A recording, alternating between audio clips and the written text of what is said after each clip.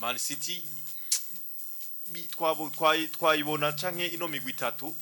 ndavuga Man City, Liverpool na Arsenal twababona novuga bari muri course kuva novuga nko muri mu gice cya kabiri cy'ihigano niko no bivuga mu gice cya kabiri cy'ihigano niho twatanguye kubona novuga isura y'ino migwi itatu ubona noko itanguye kwiyekarta n'iyindi migwi cyane cyane yisunika imbere mu bijanye novuga no byo kurondera igikombe ariko twarabonye yaho novuga hagira yaho basumbana inota rimwe rimwe maze rero turavuga ati murano majourne asigaye maki nk'amajurne agera nko ku 8 kuva ku ya 29 gutyo ati no migwi isumbana inota rimwe rimwe bizogenda gute ni wahe mugwi ugiye gutahukana kino gikombe ibibazo byari byinshi canke question mark novuga hano zari nyinshi kugeza novuga no musi tuvugana buri muntu wese arahamahigwe bivanye nuko abona ino migwi agahamahigwe novuga ekipe kanaka jewe nkikibona novuga no kuno kwirukankana narahamahigwe ino ekipe ya Liverpool kubera yuko novuga yoyo yajua kuri tableau imwe ahanini ya Premier League atari Ligue des Champions imwe nibwo novuga iri muri Europa League ariko Europa League isi gikombe Liverpool novuga yogenda guharanira cyane gose donc ku buryo bagitangura ino sezo bagishira novuga mu migambi yabo navuga ati Liverpool ni equipe iri kuri concentra cyane nako ikwiye kwikoncentra cyane gose kuri kino gikombe cya EPL bikayifacilita bivanye nuko Man City na Arsenal bo bisanze bari muri quart de finale y'irigano rikomeye ya Ligue des Champions kandi bafise n'imigwi ikomeye imbere yabo bategereza novuga kujua kuri ano matablo abiri ariko ntacagira makenga kuri no equipe ya Man City nkavuga ati Man City nayo ni equipe bino bintu yamaze kubimenyera yamaze kubigiramwo experience iraza ikagushira ku igitutu mu majourne ya nyuma noneho wewe watirigana gatoyika kwa Ikibanza ca mbere bikarinda birangira gucyonye ataco subiye kubaza nibwo habasigaye amajurne 8 10 ifata Ikibanza ca mbere twarabonye ifashe novuga Ikibanza ca mbere ca Liverpool kuva mu ntango za phase retour hari muri 2020 kiki hari muri za 2020 kuva novuga phase retour zitanguye bafata Ikibanza gushika mu mpera za champion batwaye igikombe basumba Liverpool inota ryari ndi nyene bari babasumbije kuva novuga phase retour rero nkavuga ati Man City equipe ya Man City maze ku kano gakino kamaze kuba akayo yamaze kuba novuga yoyo igira experience dasanzwe kuri bino bintu yamaze kubidagira esheke nimwe novuga bijanye no kwiruka ku gikombe mu majourne yanyuma rero ikazofata Ikibanza ca mbere izohava itwereka bya bindi nyene yari imaze imisi twereka izohava idasubira kukirekura uno munsi yafashe Ikibanza ca mbere mu gutsinda ekipe ya Luton Town ibitsindo 5 kuri kimwe hama ekipe za Arsenal ziranyira na Liverpool Dorcas no munsi kuri Man City bino bintu koze ni nubundi ni aho nitwovuga yuko kumbure birangiye kuri Man City bon nivyo biraza kuvana n'aba concurrent direct bari inyuma ya Man City mbega ico bakeneye no saison nukureka nko kubivuze burya navuze wariko ravuga iki kintu cyo kuvuga yuko Man City imaze kugira gahigo canke ni novuga yuko imaze kumira kabuye kabagabo kuvuga ngo nk'izo saison zose uko wagiye urazivuga Man City ni equipe ishobora kugutwara bivanye novuga n'umumenyereza wabo bwa mbere bivanye kandi n'abakinyi bari mature n'abana bakiri bato novuga baza kudugira kuri abo bari mature ndavuga abo bakinyi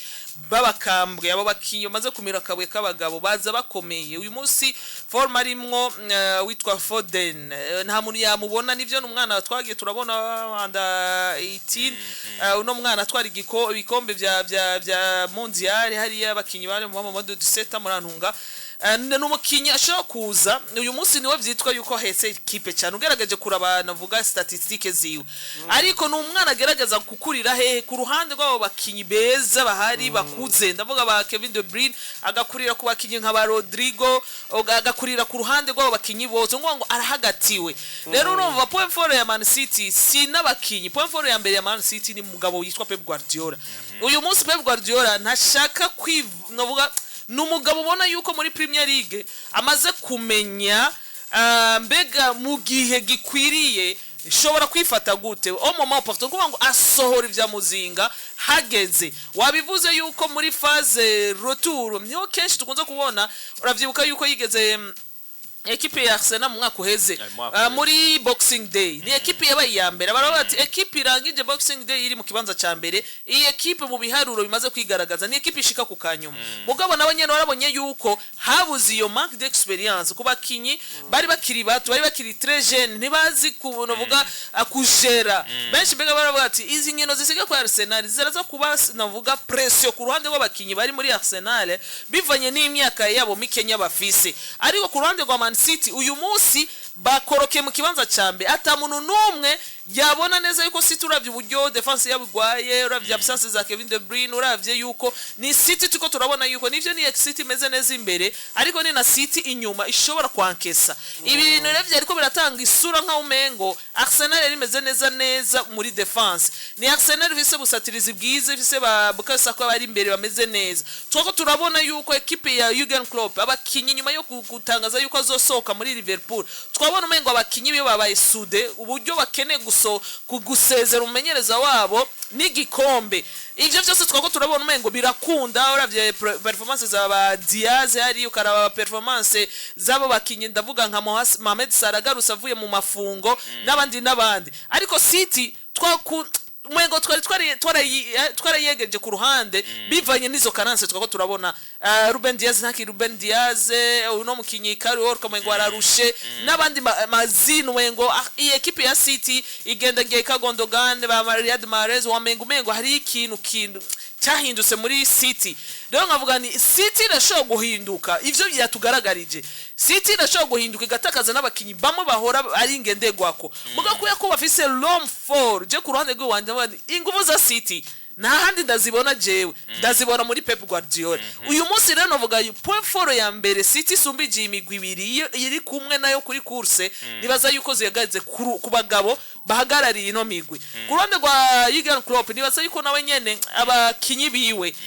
nivyo benshi bafise iyo matirite mugabo hari utudeshe tuko turigaragaza ikompro kino bariko barakina na Crystal Palace ku musi weje warabonye yuko habaye herere ya defense rero nkavuga ni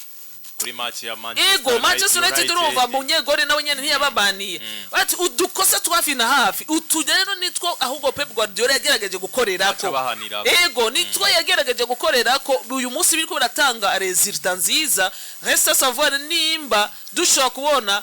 match zisigaye ku ruhande rwa City performance inyuma yo kwakira ikibanza cyambe inyuma yo kukigwamwo uburyo bagiye kukijera ariko ico no kugira cyo Alonso nakikindi ko ndabona ahanye ntaco bo kwitega aha rero ahubwo Pep Guardiola agiye kwakserera ane dutangare burya nabonye Arsenal ifise urukino rukomeye Derby de Londres bazokina na Chelsea azori kuwa kabiri bazokina na Chelsea rero bisigura neza yuko ngama derby ose jamais twabonye Manchester United yahagaritse umuvuduko wa Liverpool izi derby rero burya nago ndabandi ku ruhande rwa City yagerageje gukura mu inkino zisa nk'izigoye bien ava uyu munsi bagiye muri gestion rero ya City ndabiye ku rukino rwa rero baye banyagiye uno mugwi bega bariko bakina Burnley Luton Town inyuma yo kubatanguriza igitsindo bagiye kuba bagira ibisiga rero nkavugani nabonye Doku yasuye gusha nka Doku twabara tububa tuti umukinyi yakubita amakorosi mugabo finisio hozyo yatsinze uno mukinyi wabo umusatirizi yasuye gutsinda aha rero niho kugira ati attention kuri Arsenal kuri Liverpool ndabona neza yuko iyi semene mbi cyane ku ruhande rwa Liverpool inyuma yo gutakaza kumuhira na Atalanta bitatu kubusa novuga yuko aba Red ba Liverpool kabisa ino somene kabisa yababaye koko shima ni n'urukino rwabo rwa mbere batakaje muri Premier League no mwaka iwabo Anfield mbere yuko batsindwa na Atalanta bari invincible kuri ku kibuga cyabo rero rero urumva ko nibaza ko batigeze badigera defete yo muri Europa League yagiye kubakora ko novuga muri weekend. Kiki umwihwezo wawe muri make kuri no situation ino ngwana yo kuganira igikombe City yafashe novuga ikibanza cya mbere vy'imfata kibanza twama twayibonye novuga mu gihe cyose novuga igifashe kino kibanza biragorana novuga kugiriko. Mbega bigiye kubandanya gute Arsenal baraza kuba novuga bajeri no situation gute Liverpool gute City yo urabona yuko igiye kurasha bivanye novuga na match isigaranye kubgawo bibona gute uko ndabibona champion bugira goye champion football iragoye cyane gose City byo mu Bwongereza irashaka ni grave uravye iyi course abantu batatu bose umwe wese yatinga uyundi avuga ati uyunya kanyerera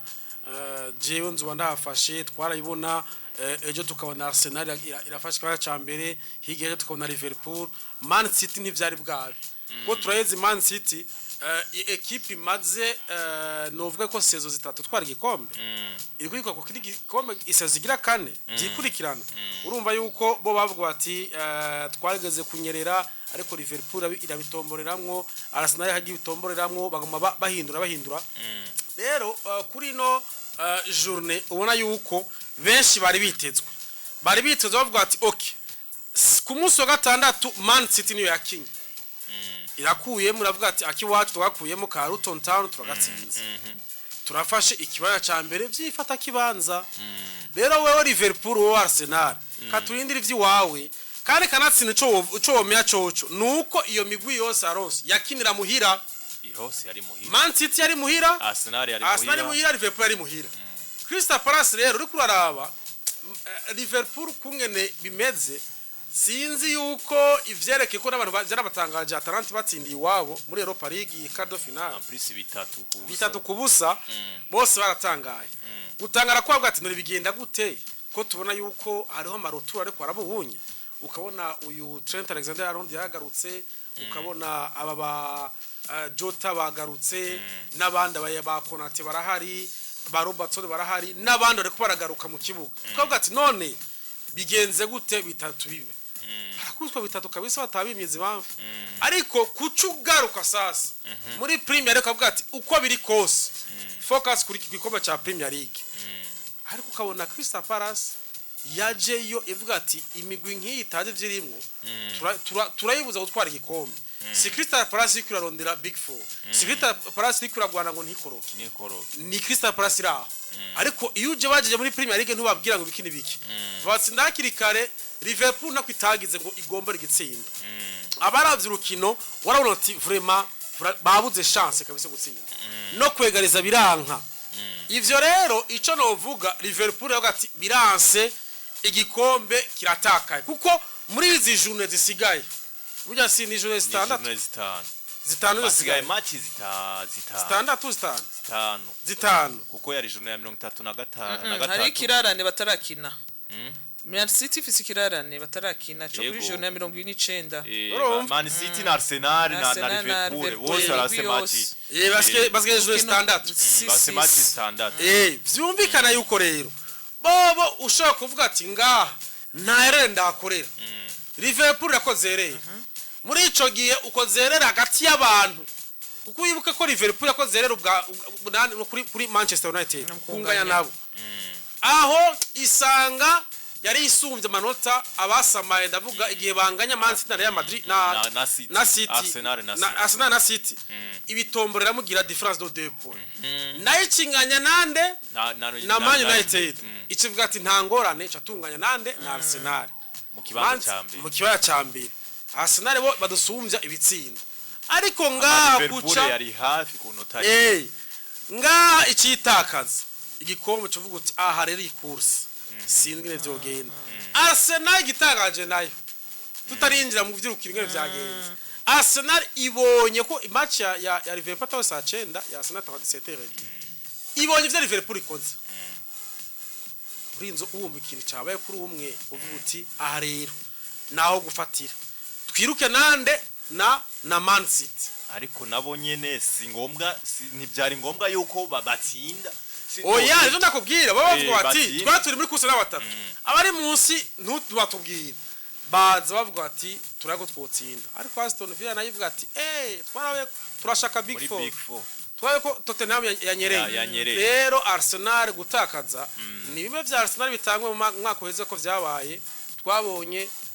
inganya nande na Liverpool itsindwa na West Ham tubonye inganje na Man City nuko bariko bariruka iki itsindwa na Aston Villa vyumvikana ko ni vya nitwovuga nituzi yuko sinzi ko ari umuntu yo bidefinisa avuga ati la manifestation ya fatigue ku bakinyi irashobora kubihari ahubwo City nayo kubakini City chance afise City warabonye yuko ari kuri ya Luton Town yarashobora ku munota wa kangahe arahindura abakinyi urumva abana ba Oscar Bob arinjira abari kuri Arsenal none byo byanga gute ko twavuze ko kwa Arsenal nabo bari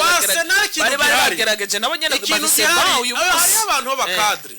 uravye nka Bukayo Saka ni nako gwako ukaraba uyu Declan Rice nako gwako ukaraba defense yose Saliba uratse ku ruhande rw'ububafu gusa dushobora ku ruhande rw'uburyo no ku buryo Ajax ntihinduka Zinchenko nabande bajya ntangora ariko Magalhaes nana ejo urabonye ko Magalhaes bararengewe bose na Saliba sinzi ko no bidefense ko ari manifestation ya fatigue urumva ejo buruzoburati unamusi bajya babiri nta bantu bafise none uyu munsi tubibonye zikaransi tuzibonye ala fin mugabo abantu barashi abaganazi benshi bavuga ati uyu munsi turavye equipe d'office na bande touche nziza kandi no na bande touche urinzu yivuga uraraba n'abana ma remplacement bagira urabona yuko n'abana remplacement meza bashika bagira gute bahindura match mugana City nayo nihindura yose City idafise Grealish kinisha Doku azaba vya bindi nyene idafise De Bruyne rakinisha Foden cekinisha uyu Haaland rakinisha Julian Alvarez uravyumva aba peti ba Oscar Bob bariko barasha bameze neza ukabona yuko uyu Iriko Lewis akinye match nziza nani ya Champions League adahari uyu arabikina uyu ndavuga ariko ku ruhande rwa Liverpool habuziki ko iyo liste tuko turabona kwa Arsenal peut-être turashobora kuba hari rezo mugabo nyene nta rezo ni Diego Jota batanguze barababara havamwo abasobosata barababara Brahim Konate urumva bakora tata barababara na City ntibuze ama Brazil gutangura ama Brazil n'abagize cyane abasubirira rero isho City sumbije abandi ni bande touche effectif ni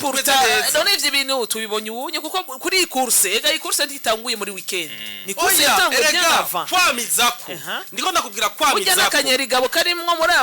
ma equipe atatu akarimwo kwamizako yabavuga uti jane ko ndiruka nuyu sivyo una munsi ushaka kuvuga ati ndiko ndiruka ndi Arsenal mbega Arsenal no musarteta aravuga ati none abakinyi nkabo nko munsi wejo yaragize amanotasiyo nitwara tumenyereye turosara atangura ariko yaramutanguje abagabo urabona ko ari umukinya atangura hanze kuko asumukinya atangura kabisa tumaze imisuona uyu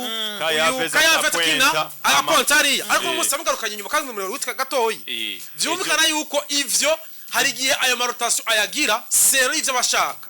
uramutse ukabona tuti deuxième mi-temps sivyo premier mi-temps Odegaard yakinyeneza deuxième mi-temps twaramubuze turamubura complete nivyavanye na equipe ya Everton yashobora kuvuga ati ibintu byose biba debloqué nande na Odegaard reka rero tumuje urabonye uyu mukinyi yitwa Douglas Carlos takinye match nziza urumva uyu mukinyi John McGinn deuxième mi-temps premier mi-temps twarabuza abakinyi ariko deuxième mi-temps tubona baragarutse uyu mukinyi yinjiye w'umunyajamaika emetwa gute Bailey Leo Bailey urumva umukinyi mwiza rero uyu numvuge Musa Diaby nawe urumva rero ikintu cyaciye kiba nivyo uvuga ati uno munsi ivyo ahora kura Odegaard hari ivyo atagishoboye kina match yose yerekane ya match yataye mbega ndaca bikora Declan Rice none Declan Rice acabikora vyose azibira ngere yatake una munsi Magalhaes ye match yejo yaramunaniye beki kitwava tuvuga yuko rero Arsenal na gitugu ifise yo gukina ku matablo abiri kuko uyu munsi birigaragara nivyo rosasa uyu munsi munsi City womenga ahubwo niho batangiye abakinyi omengo bariko barabagira ko bariko barabacomeka aho bategerezwa kurorasha ahubwo niho bariko barongereza acceleration bitandukanye nivyo tuko turabona kwa Arsenal bo niba turabiye kuri ivya weekend gusa twizere yuko byabaye twizere yuko twizere yuko byabaye fopa gusa muri weekend bashobora kwivyukiranya ariko mu gihe ntibirarangira mugabo burya Arsenal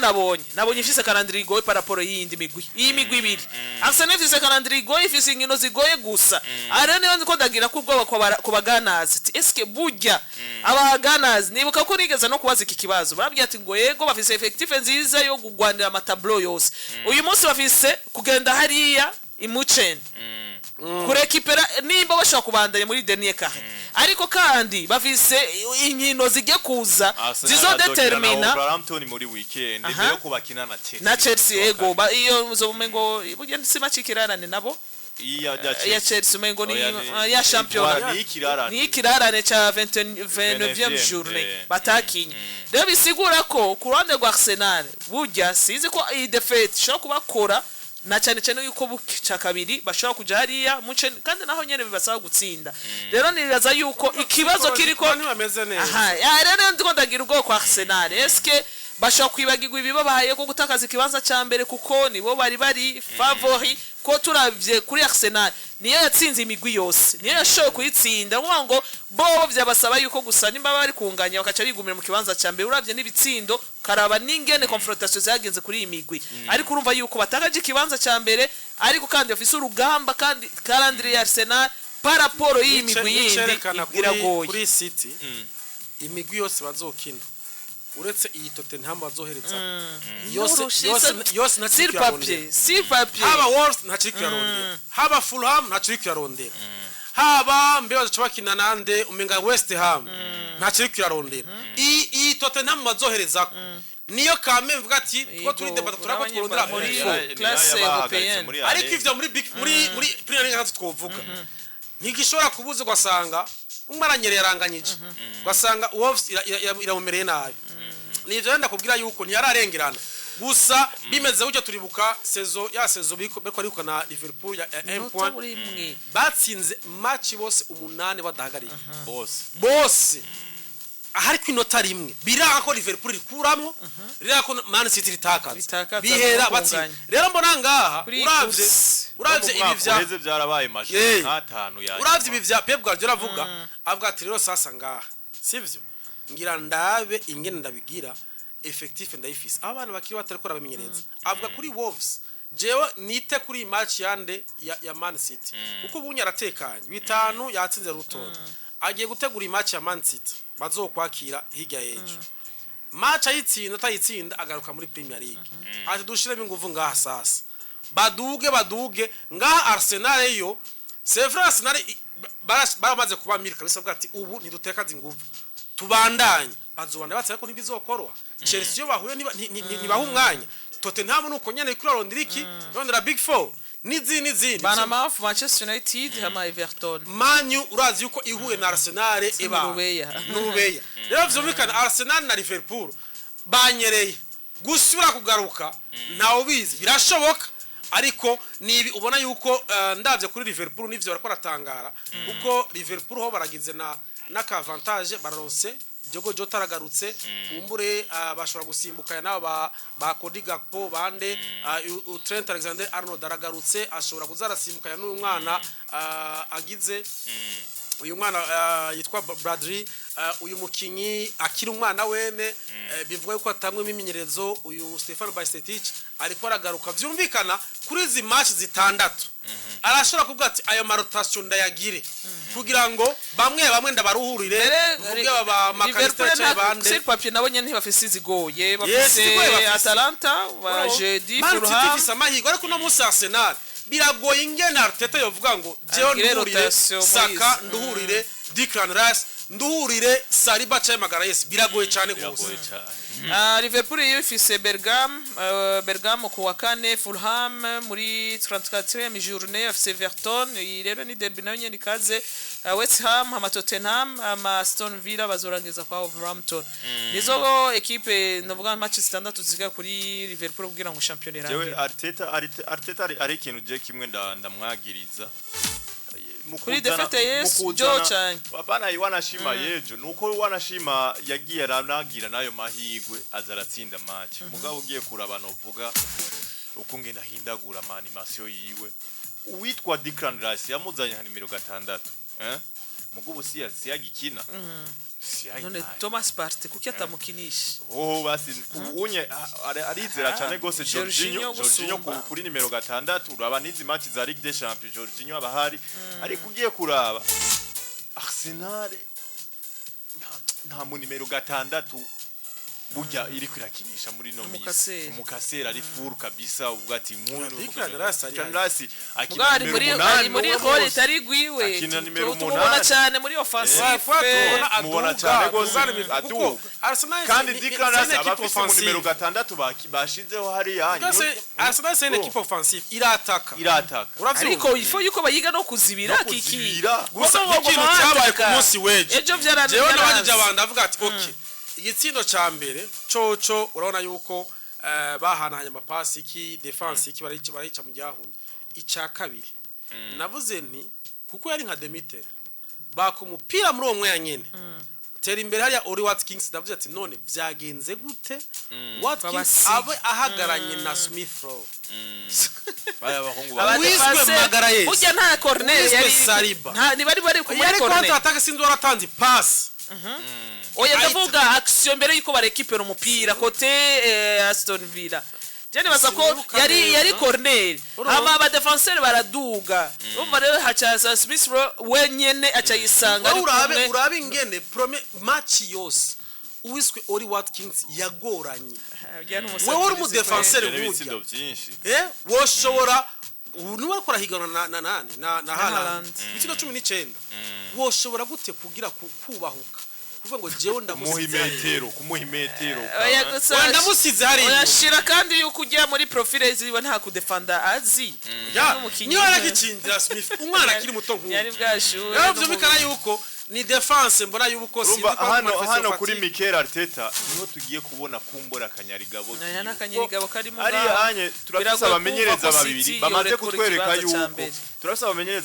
kutwereka yuko kumbure no vuga